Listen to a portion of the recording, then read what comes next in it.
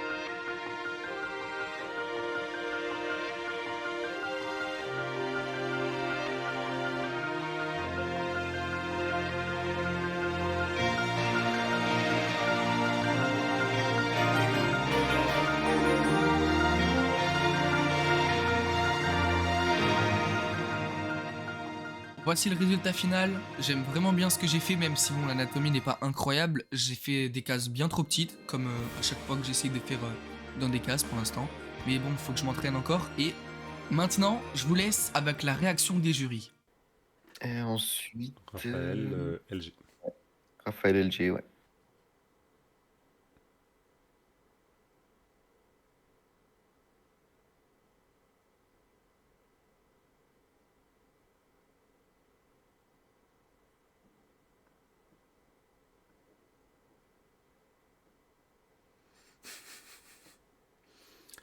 J'ai bien aimé la phrase. Une dernière, c'est votre première fois à l'hôpital, non la dernière.